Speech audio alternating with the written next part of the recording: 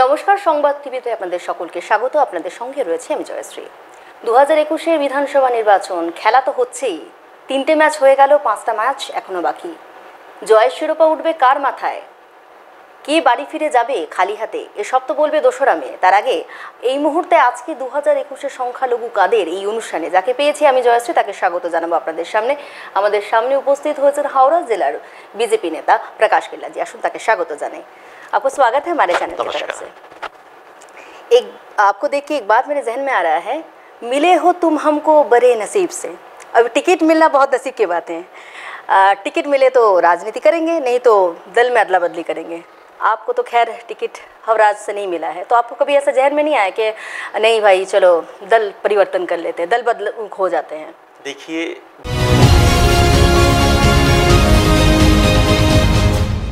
Bharatiya Janata party त्याग व बलिदान की पार्टी है। डॉक्टर श्यामा प्रसाद मुखर्जी, दीनदयाल उपाध्याय, इन लोगों ने इसकी स्थापना की थी। और मैं आपको बताना चाहूँगा, मेरा जन्म हुआ था, मेरे पिताजी जो थे डॉक्टर निहाल चंद किल्ला, वो जनसंघ से जुड़े हुए थे, आरएसएस के स्वयंसेवक थे। मात्र 15 वर्ष की आयु से वो 80 वर्ष की आयु तक स्वयंसेवक से जुड़े रहे। कभी उन्होंने टिकट के लिए कार्य नहीं किया। हमारा पूरा परिवार भारतीय जनता पार्टी से जुड़ा हुआ है। हम लोग चुनाव लड़ते नहीं हैं, लड़वाते हैं। टिकट के लिए आशा नहीं करते, दिल से राजनीति करते हैं, दिमाग से नहीं करते हैं। और भारतीय जनता पार्टी किए हैं और करते रहेंगे हम लोग। मतलब टिकट भले ही मिले ना मिले, इस दल में रहना है। टिकट कोई इशू नहीं है हमारे लिए। टिकट इशू नहीं है, ठीक है। आपके दल में तो बहुत सारे अपने लोग जो हैं अभी अपनी टीएमसी में आ गए, कोट अनकोट, जिनका नाम मैं सबसे पहले लेना चाहूँगी। वो है अभी आरामबाग के प्रार्थी हुए थे, टीएमसी प्रार्थी सुजाता मंडल खां। अगर दिल व दिमाग से काम करते हैं तो सांप्रदायिकता क्यों? ये 2019 साल से एक शब्द आप लोग इस्तेमाल करें, सांप्रदायिकता सांप्रदायिकता सांप्रदायिकता। क्यों भाई? भारत तो है, सर्वधर्म के अपने भाषाभाषी लोग हम लोग एक साथ रहेंगे। अगर सांप्रदायिक करोगे तो हम लोग कैसे रहेंगे एक साथ? हिंदू मुस्लिम सिख ईसाई हम सब है भाई भाई, ऐसा तो नहीं हो रहा है। देखिए, ये छदम सेकुलरवाद जो है उनका दिया हुआ एक शब्द है सांप्रदायिकता। आप देखिए, तुष्टीकरण की राजनीति बंगाल में पूरी की जा रही है। ममता दीदी क्या कर रही है? आज यहाँ हम लोग जाते हैं, विदाउट हेलमेट रहते हैं तो हम पे फाइन किया जाता है। टोपी लगा के अगर जाते हैं तो उन्हें बाइज्जत उन्हें छोड़ दिया जाता है। नमाज के दिन आप पूरे शुक्रवार को आप हर पूरे रोड पे उनके लिए कुछ नहीं है, कोई पाबंदी नहीं है, आप बैठ के नमाज अदा करते हो, बहुत अच्छी बात है। किंतु अगर आरती करने हम उतर जाते हैं तो बोल दिया जाता है कि ये सांप्रदायिक है।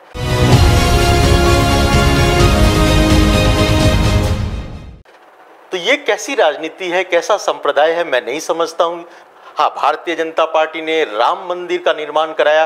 राम का नाम लेती है, राम का नाम मतलब ये नहीं है कि दशरथ पुत्र राम। राम है अस्तित्व का नाम, ये संपूर्ण भारत का जो अस्तित्व है, गौरव है, जो शौर्य है, उसका नाम है राम। राम हमारी अस्मिता का प्रतीक है। तो राम का नाम हम इसलिए लेते हैं कि भारत का गौरव है। भारत का अपना गौरव, बहुसंख्यक का जो प्रतीक है, उसको हमने निर्माण कराया है। राम मंदिर का हमने निर्माण करवाने में हमारा योगदान रहा है। विश्व हिंदू परिषद, आरएसएस, हमने उनका सहयोग किया है।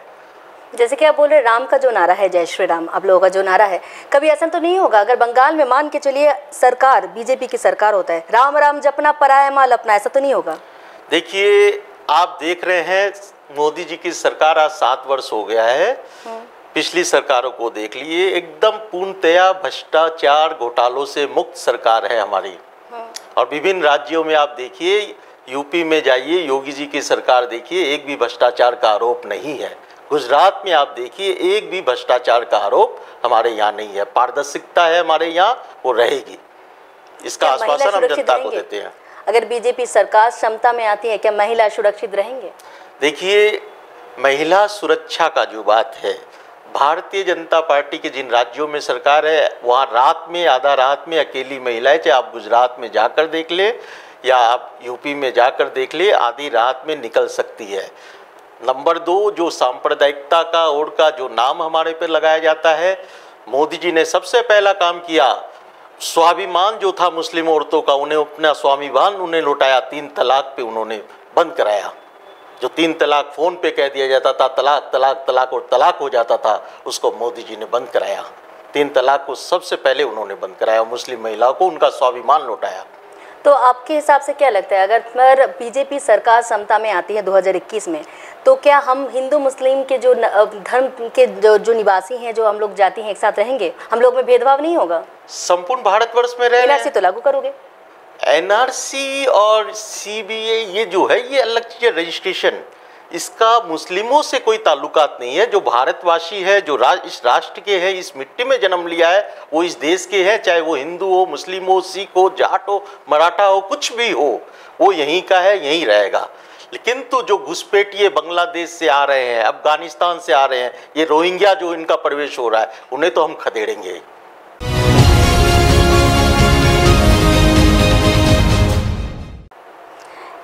ये मुद्दे से थोड़ा हट के अभी बात करते हैं। हमारा जो आज का टॉपिक है 2021 में संख्यालघु का दिन, मतलब माइनॉरिटी।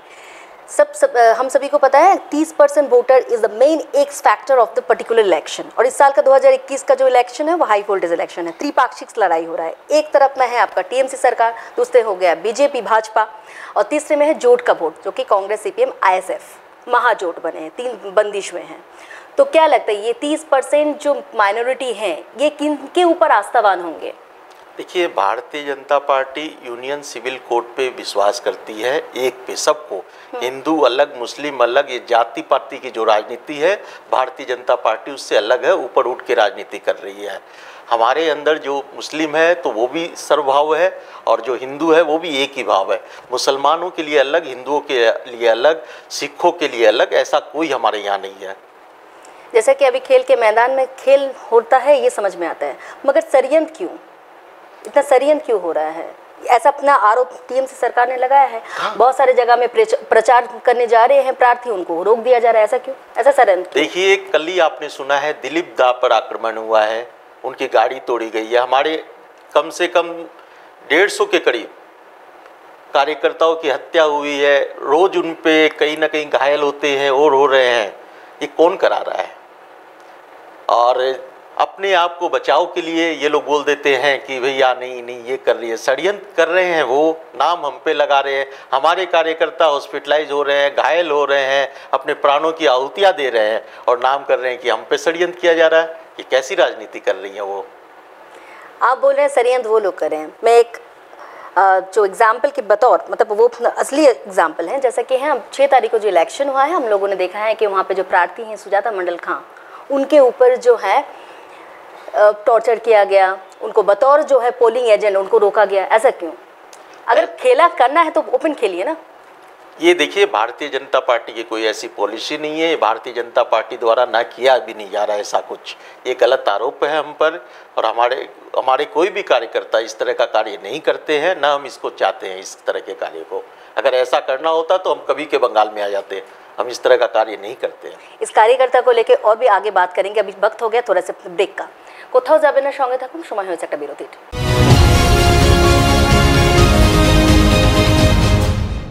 সুস্থ থেকে স্বাস্থ্য, খেলা থেকে বিনোদন, এক ছাদের নিচে অনেক কিছু। সময়ের সঙ্গে থাকতে আজই ডাউনলোড করুন সংবাদ টিভি।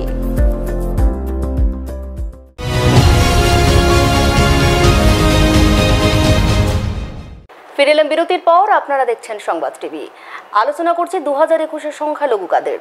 ब्रेके जावर आगे एक विषय ने कथा होच्छिलो कार्यकारिता निये, ये विषय निये जाबो।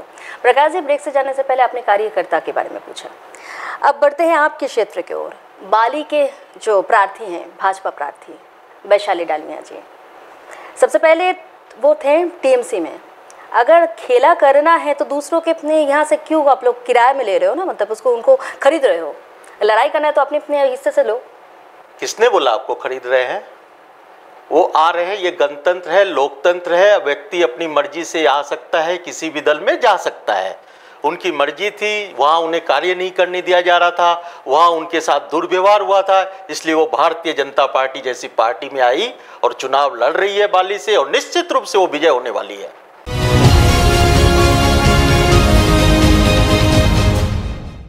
मगर दूसरों के दल से तो लेना पड़ रहा है ना, मतलब आप एक क्या होता है, मैदानी जंग में दो मजले हुए खिलाड़ी खेल रहे हैं तो अपने अपने में तो खेल नहीं है, दूसरे से अपने खेल करना पड़ रहा है ना। मतलब जितने भी सारे हैं, मान के चलिए आज जितने भी टिकट मिला है भाजपा को, वो सभी तो अपने टीएमसी सरकार के थे।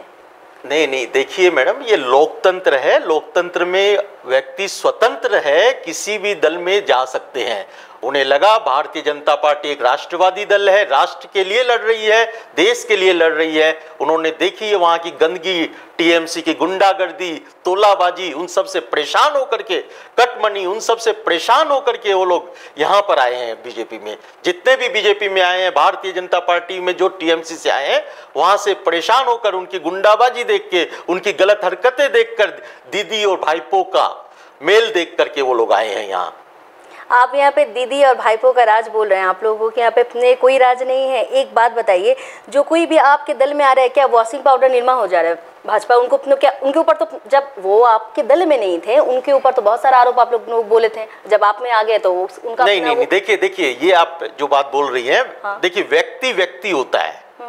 मेरा भाई भी हो सकता है टीएमसी करे, मैं बीजेपी करूं और करूं। पार्टी जब व्यक्ति करता है तो वो यही सोचता है कि मैं एक अच्छी पार्टी में जुड़ने जा रहा हूं, यहाँ मुझे राष्ट्र की सेवा करनी मिलेगी। किंतु अगर वहां जाकर विपरीत कार्य हो रहे हैं, गुंडाबाजी हो रही है, तोलाबाजी हो रही है, कटमनी हो रहा है, हत्याएं कर रही है, लूटबाजी हो रही है, तो उसका विरोध करेंगे ही। अगर वो सच्चा देशभक्त होगा तो वो छोड़ेगा उस पार्टी को, उस दल से नहीं रह सकता, उस गंदगी में, वो कीचड़ में नहीं रह सकता। तो वो उसको छोड़ के आए हैं, उनका स्वागत किया भारतीय जनता पार्टी में, इसमें क्या अन्यथा है?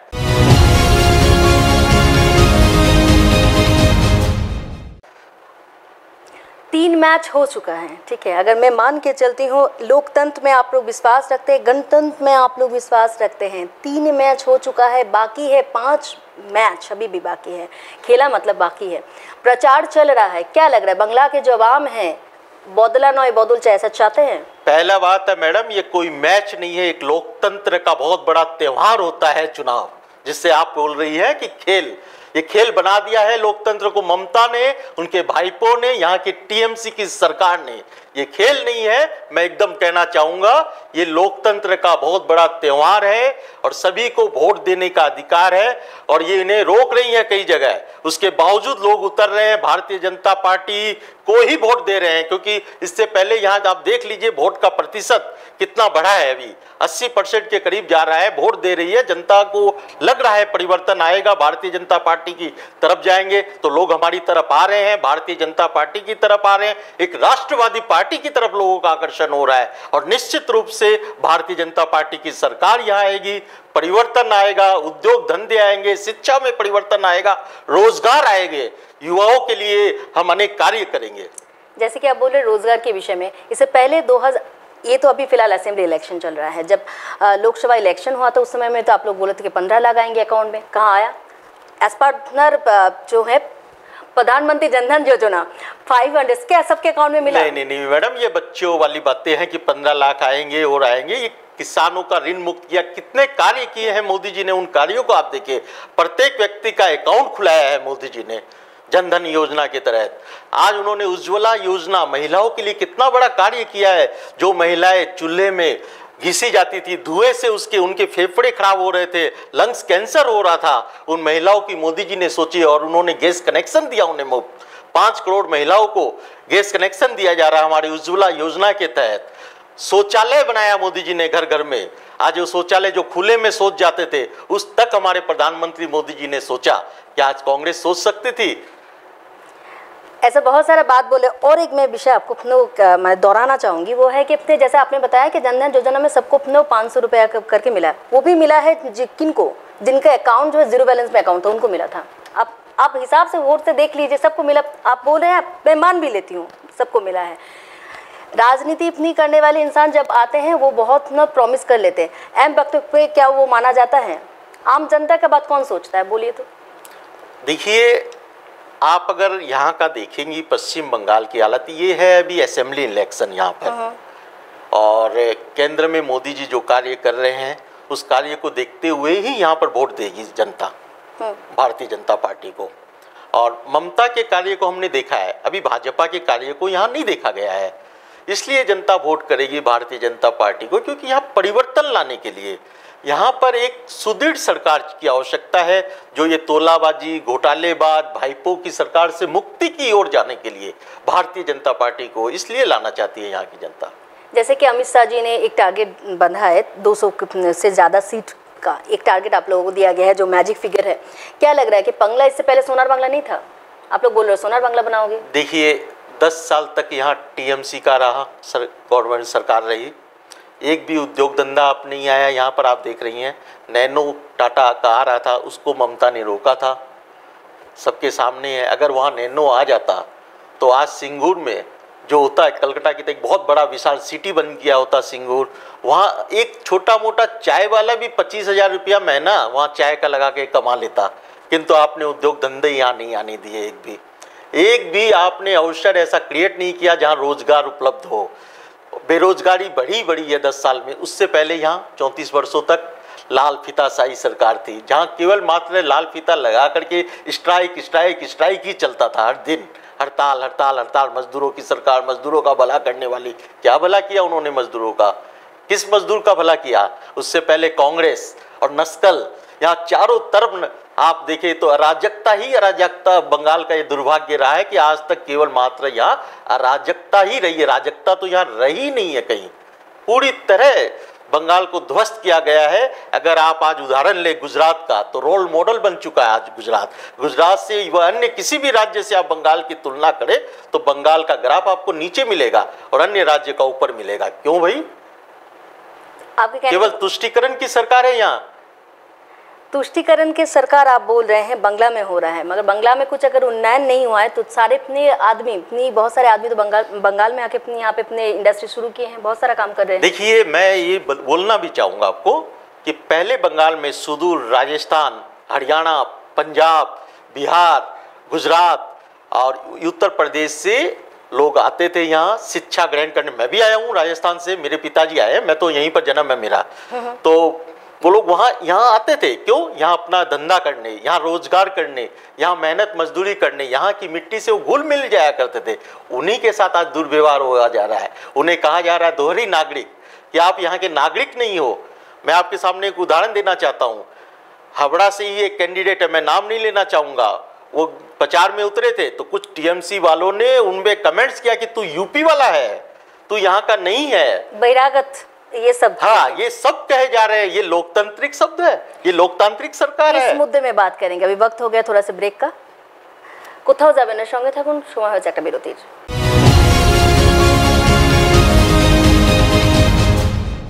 সুস্থ থেকে স্বাস্থ্য, খেলা থেকে বিনোদন, এক ছাদের নিচে অনেক কিছু। সময়ের সঙ্গে থাকতে আজই ডাউনলোড করুন সংবাদ টিভি।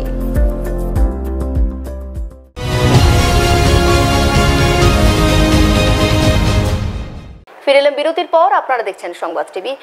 আলোচনা রেখেছিলাম বহিরাগত শব্দ নিয়ে। আমাদের সঙ্গে আজকে 2021 সংখ্যালঘু কাদের এই চর্চা যার সঙ্গে আমরা করছি, উপস্থিত রয়েছেন प्रकाश केला जी।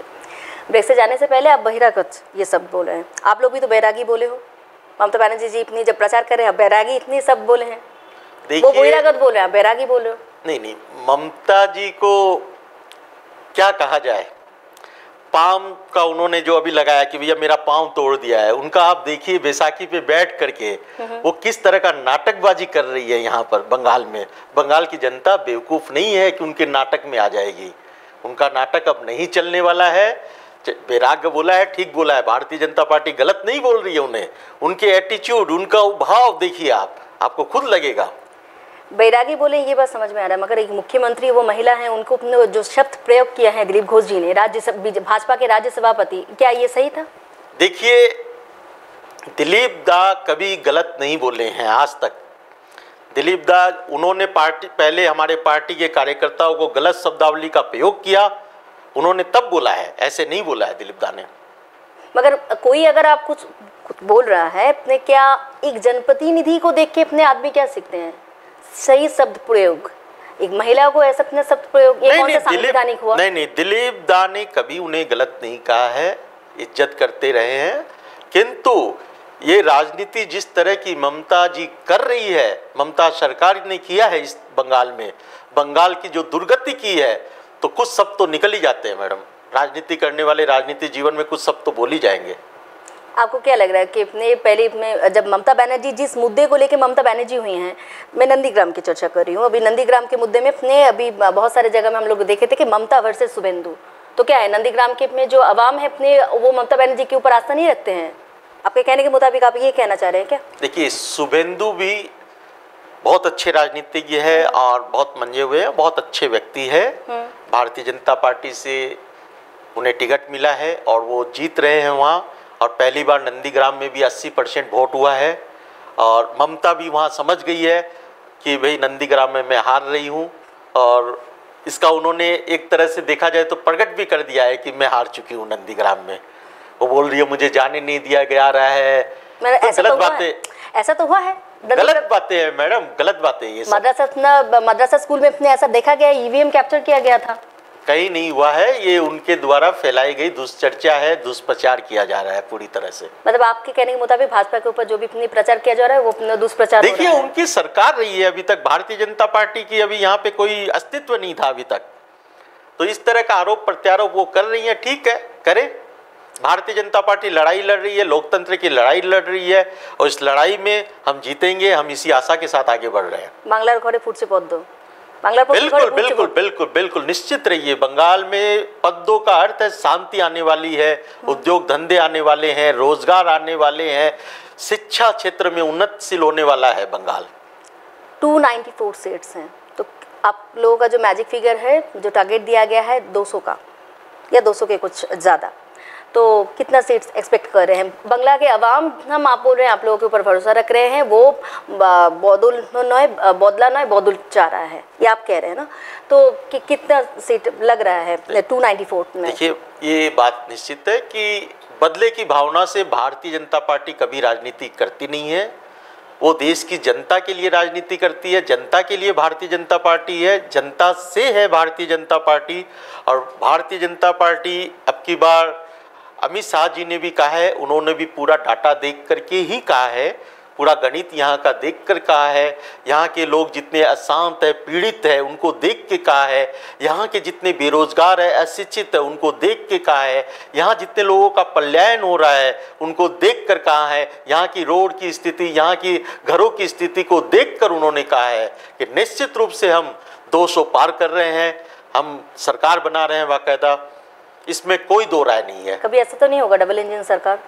बिल्कुल नहीं, बिल्कुल नहीं, आप निश्चिंत रहिए। केवल भारतीय जनता पार्टी पद्म फूल की सरकार आ रही है और ये सरकार जिस गति से बंगाल को ऊंचाइयों पर ले जाएगी, जो गिरावट आया ग्राफ का पिछले 10 वर्षों में, वो देखिएगा मात्र 2 वर्षों में उस 10 वर्षों के ग्राफ को ऊपर ले जाएगी। ये मात्र भारतीय जनता पार्टी ही ऐसा कर सकती है। अभी भी 5 टेस्ट मैच बाकी हैं। इंटरव्यू के दरमियान अभी अहम वक्त पे एक आखिरी सवाल है, हमारे जितने भी अपने दर्शक आपको अभी सुन रहे हैं ये इंटरव्यू के दरमियान, तो क्या बोलना चाहेंगे? 5 जो मैच बाकी है, क्या बंगला में खेला होवे, सुनार बांग्ला होवे, क्या होवे? मैडम मैं फिर आपसे कहना चाहूंगा, आप मैच न बोले, ये लोकतंत्र का त्योहार है, इससे मैच का रूप ममता ने दिया है। उन्हें मैच करने दीजिए, उन्हें खेल करने दीजिए, खेला होने दीजिए, उनका खेला अब खत्म है। और भारतीय जनता पार्टी खेला नहीं करेगी, इस लोकतंत्र का स्वागत करेगी, सम्मान करेगी और बंगाल को ऊंचाइयों पर ले जाना ही हमारा लक्ष्य है। बंगाल में शिक्षा लाना, बंगाल में उद्योग लाना, यही हमारा लक्ष्य है। हम इसी लक्ष्य को लेकर चल रहे हैं। भारतीय जनता पार्टी पहले दिन से अपने कार्य में लग जाएगी। गुंडाबाजी, तोलाबाजी पूरी तरह समाप्त हो जाएगा। महिलाएं सुरक्षित रूप से घूम पाएगी, यहाँ निकल पाएगी, चाहे वो मुस्लिम हो, हिंदू हो, जात पात का कोई भेदभाव की दृष्टि भारतीय जनता पार्टी की है नहीं और न रहेगी। यहाँ बंगला की जनता को क्या शुभेच्छा वार्ता देना चाहेंगे? आप सब बंगाल की सभी जनता का लोकतंत्र के इस त्योहार पे मैं अभिनंदन करता हूं। मैं यही कहूँगा कि आप राष्ट्रवादी दल की ओर जाए, राष्ट्र की ओर देखें। जो कार्य मोदी जी ने किए संपूर्ण राष्ट्र के लिए उसको आप देखें। जो गुजरात रोल मॉडल बना है, यूपी है, वो अन्य राज्य जहां भाजपा की सरकार है, उन राज्यों की ओर देखें और भारतीय जनता पार्टी को लाने में अपना बहुमूल्य सहयोग दे, अपना वोट दे। मैं यही कहना चाहूँगा। बहुत बहुत धन्यवाद आपको, हमारे आपका भी बहुत बहुत धन्यवाद इतना टाइम देने के लिए। আমাদের দর্শকদেরকে অসংখ্য ধন্যবাদ। বাংলার মাটিতে ফুটবে কি পদ্ম বাংলার ঘরতে, নাকি তৃণমূল একেবারে নিশ্চিহ্ন হয়ে যাবে, এটা তো বলা হবে, আমরা জানতে পারবো 2রা মে। আপনাদের সামনে নিয়ে আসবো সেই আপডেট যে কার মাথায় উঠছে জয়ের শিরোপা। ততক্ষণ দেখতে থাকুন সংবাদ টিভি, আমাদের বিকল্প আমরা।